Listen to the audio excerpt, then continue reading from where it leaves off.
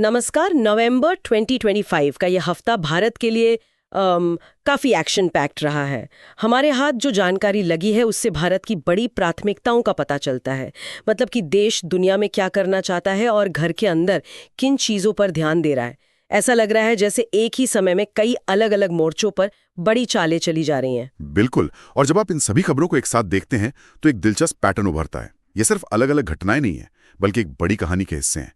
आज हम इन्हीं हिस्सों को जोड़कर वो बड़ी तस्वीर समझने की कोशिश करेंगे जो भारत के भविष्य की दिशा तय कर रही है। बढ़िया। तो चलिए शुरू करते हैं सबसे बड़े मंच से, वैश्विक कूटनीति। सबसे पहली नज़र जोहान्सबर्ग पर है, जहां G20 लीडर्स समिट हो रहा है। प्रधानमंत्री मोदी भी वहां हैं। सतही तौर पर तो ये एक और बड़ी समिट लगती है, लेकिन स्रोतों को देखें तो लगता है कि इस बार कुछ अलग है। हाँ, ये सिर्फ एक औपचारिक बैठक से कहीं ज्यादा है। भारत इस मंच का इस्तेमाल ग्लोबल साउथ यानी विकासशील देशों की आवाज बनने के लिए कर रहा है। लेकिन यहां एक गहरी रणनीति काम कर रही है। ये सिर्फ आवाज बुलंद करने की बात नहीं है। असल में ये चीन के प्रभाव को संतुलित करने की एक बहुत ही सोची समझी कोशिश है। अच्छा, ये एंगल तो दिलचस्प है। इसे थोड़ा और खोलिए। चीन का इससे क्या लेना देना? देखिए, चीन बेल्ट एंड रोड जैसे विशाल प्रोजेक्ट्स के जरिए कई देशों को आर्थिक रूप से अपने पाले में कर रहा है। भारत G20 जैसे बहुपक्षीय मंच पर एक अलग मॉडल पेश कर रहा है। एक ऐसा मॉडल जो कर्ज के जाल पर नहीं, बल्कि साझेदारी और नियम आधारित व्यवस्था पर आधारित हो। तो ये सिर्फ नेतृत्व की दौड़ नहीं है, बल्कि वैश्विक व्यवस्था के लिए एक वैचारिक विकल्प देने की लड़ाई है। भारत कह रहा है कि विकास का एक लोकतांत्रिक रास्ता भी है। समझ गई। तो G20 एक तरह से वैचारिक युद्ध का मैदान भी है। इसी बीच एक और पुरानी दोस्ती में नई गर्माहट दिख रही है, रूस के साथ। विदेश मंत्री मॉस्को में है, रक्षा और ऊर्जा समझौतों पर बात हो रही है। क्या ये पश्चिम के साथ भारत के बढ़ते रिश्तों को संतुलित करने की कोशिश है? आपने बिल्कुल सही पकड़ा। ये एक क्लासिक बैलेंसिंग एक्ट है। एक तरफ भारत अमेरिका और यूरोप के करीब जा रहा है, तो दूसरी तरफ वो रूस के साथ अपने पारंपरिक संबंधों को भी मजबूत कर रहा है। यह यात्रा दिसंबर में राष्ट्रपति पुतिन के भारत दौरे की जमीन तैयार कर रही है। रणनीतिक रूप से ये दुनिया को एक संदेश है कि भारत किसी एक गुट का हिस्सा नहीं है, बल्कि अपनी स्वतंत्र विदेश नीति पर चलता है। ये भारत की स्ट्रैटेजिक ऑटोनॉमी यानी रणनीतिक स्वायत्तता का एक बड़ा सबूत है। हाँ, और G20 और रूस के साथ साथ ये कोलंबो सिक्योरिटी कॉन्क्लेव वाला एंगल भी दिलचस्प है।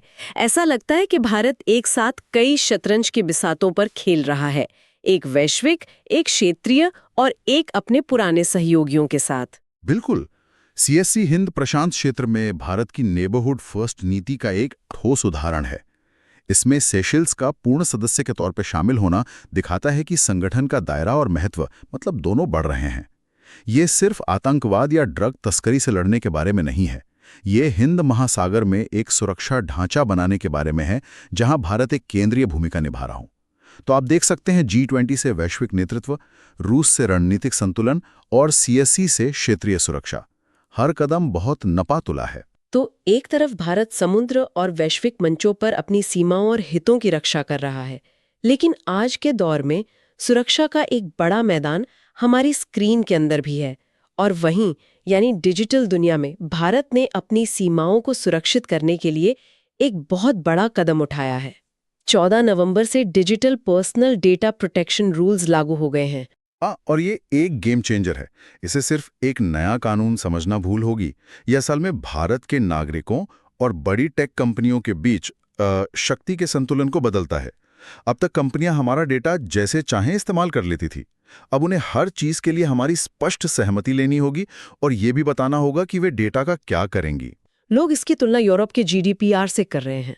क्या ये तुलना सही है? जिन लोगों को GDPR के बारे में नहीं पता, उनके लिए इसका क्या मतलब है? ये तुलना काफी हद तक सही है। GDPR का जो मूल सिद्धांत है वो ये है कि आपका डेटा आपका है, कंपनियों की संपत्ति नहीं। GDPR ने कंपनियों पर अरबों डॉलर का जुर्माना लगाकर यह सुनिश्चित किया कि वे यूजर्स की प्राइवेसी को गंभीरता से लें। भारत भी अब उसी रास्ते पर है। अब कंपनियों को एक डेटा प्रोटेक्शन ऑफिसर नियुक्त करना होगा, डेटा ब्रीच की रिपोर्ट सरकार को देनी होगी और वे बच्चों का डेटा उनकी मर्जी के बिना ट्रैक नहीं कर पाएंगी। इसका असर हर उस कंपनी पर पड़ेगा जो डिजिटल रूप से काम करती है, चाहे वो सोशल मीडिया हो, ई-कॉमर्स हो या फिनटेक। इसी डिजिटल दुनिया से जुड़ी एक और खबर है। सरकार ने युवा AI फॉर ऑल नाम का एक मुफ्त ऑनलाइन कोर्स शुरू किया है। इसका लक्ष्य 1 करोड़ लोगों को AI की बेसिक जानकारी देना है। ये सुनने में तो बहुत अच्छा लगता है, लेकिन क्या ये सिर्फ एक सतही प्रयास बनकर रह जाएगा?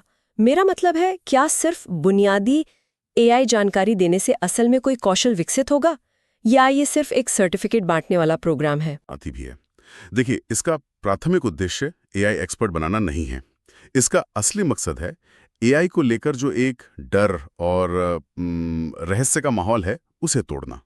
जब आम लोग, छोटे दुकानदार, किसान, छात्र AI की भाषा को थोड़ा बहुत समझने लगेंगे, तो वे इसे अपने जीवन में इस्तेमाल करने के नए तरीके खोज सकते हैं। ये डिजिटल साक्षरता की अगली सीढ़ी है। हाँ, असली चुनौती ये होगी कि इस कोर्स के बाद लोगों को आगे सीखने और प्रैक्टिकल स्किल्स हासिल करने के रास्ते मिलें। अगर ये सिर्फ एक शुरुआती कदम बनकर रह गया, तो इसका पूरा फायदा नहीं मिलेगा। 1 मिनट, यहाँ कुछ ऐसा है जो मुझे समझ नहीं आ रहा है। हम AI, डेटा, टेक्नोलॉजी की बात कर रहे हैं और अचानक 20 नवंबर को राष्ट्रीय दर्शन दिवस मनाया जाता है और उसकी थीम है डिजिटल युग में दर्शन और वैश्विक संवाद। इन दोनों के बीच क्या कनेक्शन है? ये तो 2 बिल्कुल अलग दुनियाएं लगती हैं। पहली नज़र में ये अलग लगती हैं, लेकिन असल में ये एक ही सिक्के के 2 पहलू हैं। ये थीम एक बहुत ज़रूरी सवाल पूछ रही है। हम जो टेक्नोलॉजी बना रहे हैं, वो इंसानियत को कहाँ ले जा रही है? क्या AI के एल्गोरिथम में हमारे सामाजिक पूर्वाग्रह शामिल हो रहे हैं? क्या डेटा प्रोटेक्शन के नाम पर हम इनोवेशन को रोक रहे हैं? जब एक सेल्फ ड्राइविंग कार को एक दुर्घटना में 2 लोगों में से किसी एक को बचाने का फैसला लेना हो, तो वो फैसला किस आधार पर होना चाहिए? ये एक तकनीकी नहीं बल्कि एक दार्शनिक सवाल है।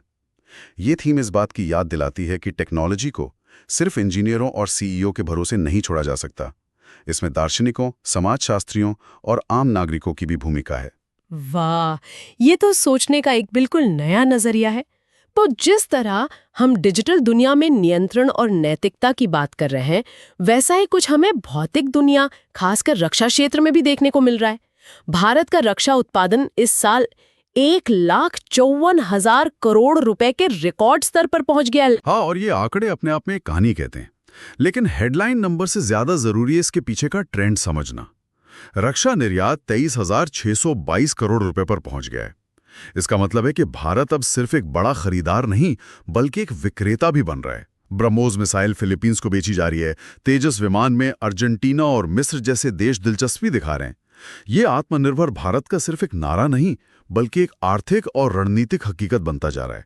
दूसरे देशों पर हमारी निर्भरता कम हो रही है और साथ ही हमारी अपनी टेक्नोलॉजी विकसित हो रही है। और इसी टेक्नोलॉजी का एक उदाहरण है DRDO का नया लेजर आधारित एंटी ड्रोन सिस्टम। 16 ऐसे सिस्टम अब तैनात किए जा रहे हैं। ये सुनने में किसी साइंस फिक्शन फिल्म जैसा लगता है। ये पारंपरिक सिस्टम से कैसे अलग है? ये वाकई भविष्य की तकनीक है जो अब हकीकत बन चुकी है। यहाँ लेजर आधारित होना बहुत महत्वपूर्ण है। इसके 3 बड़े फायदे हैं। पहला, स्पीड ऑफ लाइट एंगेजमेंट, मतलब निशाना लगभग तुरंत लगता है, ड्रोन को बचने का मौका ही नहीं मिलता। दूसरा, इसमें कोई महंगी मिसाइल या गोली नहीं लगती, बस बिजली लगती है, तो हर शॉट की कीमत बहुत कम होती है। आप हजारों ड्रोन गिरा सकते हैं बिना लाखों करोड़ों खर्च किए। और तीसरा, क्योंकि कोई धमाका नहीं होता, इसलिए इसे शहरी इलाकों या महत्वपूर्ण ठिकानों जैसे न्यूक्लियर प्लांट के पास इस्तेमाल करना ज्यादा सुरक्षित है। ये पारंपरिक मिसाइलों के मुकाबले गेम चेंजर है। ये तो कमाल की बात है, लेकिन जहां एक तरफ ये सफलताएं हैं, वहीं एक दुखद खबर भी आई। दुबई एयर शो में अभ्यास के दौरान एक HAL तेजस विमान क्रैश हो गया और पायलट की जान चली गई। जब हम रक्षा निर्यात और आत्मनिर्भरता की इतनी बड़ी बड़ी बातें कर रहे हैं, तो इस तरह का हादसा क्या संदेश देता है? ये एक बहुत ही गंभीर और दुखद घटना है, और इसका असर सिर्फ भावनात्मक नहीं है, इसका रणनीतिक असर भी है। तेजस भारत की स्वदेशी इंजीनियरिंग का पोस्टर बॉय है।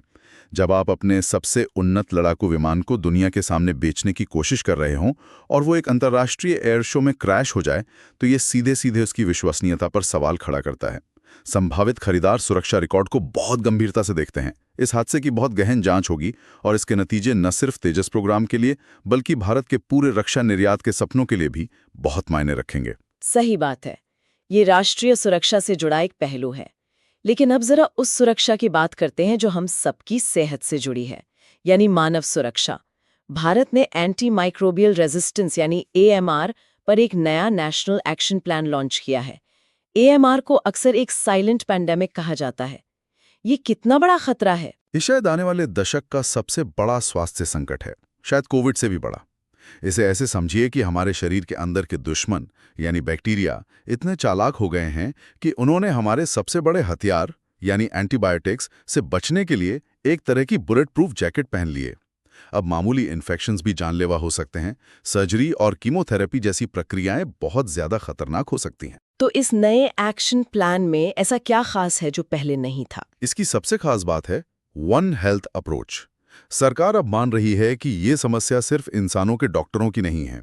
इसका बड़ा कारण है पोल्ट्री और पशुपालन में एंटीबायोटिक्स का अंधाधुंध इस्तेमाल और दवा कंपनियों से निकलने वाला कचरा जो हमारी नदियों और मिट्टी में मिल रहा है। तो ये नया प्लान मानव स्वास्थ्य, पशु स्वास्थ्य और पर्यावरण तीनों मंत्रालयों को एक साथ लाता है। ये समस्या की जड़ पर वार करने की कोशिश है, जो एक बहुत ही दूरदर्शी कदम है। स्वास्थ्य के साथ साथ जमीनी स्तर पर विकास को लेकर भी एक पहल हुई। हैदराबाद में अर्थ समिट 2025-26 हुई, जिसकी थीम थी ग्रामीण नवाचार को वैश्विक बदलाव के लिए सशक्त बनाना। क्या ये सिर्फ एक और कॉन्फ्रेंस है या इसमें कुछ ठोस है? इसका महत्व इसकी थीम में छिपा है। हम अक्सर ग्रामीण विकास को सिर्फ खेती या मनरेगा तक सीमित कर देते हैं। यह समिट उस सोच को बदलने की कोशिश है। ये कह रहा है कि असली इनोवेशन गांव में हो रहा है, चाहे वो पानी बचाने की कोई नई तकनीक हो या फसल का कचरा इस्तेमाल करने का कोई नया तरीका। यह समिट उन ग्रामीण इनोवेटर्स को तकनीक, निवेश और बाजार से जोड़ने का एक मंच है। लक्ष्य एक ऐसी डिजिटल और टिकाऊ ग्रामीण अर्थव्यवस्था बनाना है जो शहरों पर निर्भर ना हो। और जब हम पर्यावरण और जमीनी समुदायों की बात कर रहे हैं, तो ब्राजील से एक दिलचस्प खबर आई है। वहां की सरकार ने 10 नए आदिवासी क्षेत्रों की घोषणा की है, जो अमेज़न के जंगलों को बचाने में मदद करेगा। भारत के लिए इसमें क्या कोई सबक है? यह एक बेहतरीन उदाहरण है कि कैसे सामाजिक न्याय और जलवायु कार्रवाई एक ही चीज है। इसे इको न्याय कहते हैं। आदिवासी समुदाय सदियों से जंगलों के संरक्षक रहे हैं। उनकी जमीनें अक्सर सबसे ज्यादा जैव विविधता वाले इलाके होते हैं। तो जब आप उनके भूमि अधिकारों की रक्षा करते हैं, तो आप असल में उन जंगलों, नदियों और जानवरों की भी रक्षा करते हैं। भारत में भी वन अधिकार कानून है, लेकिन उसका कार्यान्वयन अक्सर कमजोर रहा है। ब्राजील का यह कदम दिखाता है कि पर्यावरण संरक्षण के लिए स्थानीय समुदायों को सशक्त बनाना सबसे कारगर तरीका है। और अंत में एक सांस्कृतिक खबर। राष्ट्रपति ने हैदराबाद में दूसरे भारतीय कला महोत्सव का उद्घाटन किया है। क्या यह सिर्फ एक कला मेला है? इसे सिर्फ एक कला मेले के तौर पर देखना अधूरा होगा। ये असल में आत्मनिर्भर भारत का एक सांस्कृतिक आयाम है। ये पश्चिमी भारत के उन स्थानीय कारीगरों और शिल्पकारों को एक राष्ट्रीय मंच देता है, जिनकी कलाएं शायद धीरे धीरे खत्म हो रही हैं। ये उन्हें आजीविका और पहचान दोनों देता है। जब हम मेक इन इंडिया की बात करते हैं, तो उसमें हाथ से बनी ये चीजें भी शामिल हैं। ये हमारी सॉफ्ट पावर को भी बढ़ावा देता है और सांस्कृतिक विरासत को अगली पीढ़ी तक पहुंचाने का एक जरूरी माध्यम है। तो आज की हमारी चर्चा से जो बड़ी तस्वीर उभर रही है, वो काफी जटिल है। एक तरफ भारत G20 जैसे मंचों पर दुनिया को जोड़ने की बात कर रहा है, वहीं डेटा कानून और रक्षा उत्पादन से अपनी सीमाओं को सख्त कर रहा है। एक तरफ AI जैसे भविष्य की तकनीक है, तो दूसरी तरफ पारंपरिक कलाओं को बचाने की कोशिश। हाँ, और अगर हम इन सभी धागों को एक साथ पिरोएं, तो एक केंद्रीय तनाव साफ नजर आता है। भारत एक ही समय में दो विपरीत दिशाओं में जोर लगा रहा है।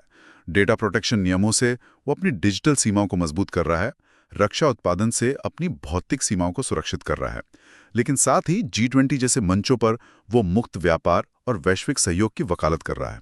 ये एक दिलचस्प विरोधाभास है। एक तरफ खुद को बचाना और दूसरी तरफ दुनिया के लिए खुद को खोलना। बिल्कुल। तो यहां से एक बड़ा सवाल उठता है, जिस पर हमारे श्रोता सोच सकते हैं। आत्मनिर्भरता और वैश्विक नेतृत्व की इन दोहरी महत्वाकांक्षाओं के बीच भारत संतुलन कैसे बनाएगा? एक तरफ संरक्षणवाद और इंडिया फर्स्ट की भावना है, और दूसरी तरफ एक जिम्मेदार वैश्विक शक्ति बनने की आकांक्षा। 21वीं सदी में भारत की असली पहचान इन दोनों के बीच कहां बनेगी? ये एक ऐसा सवाल है जिसका जवाब आने वाला समय ही देगा।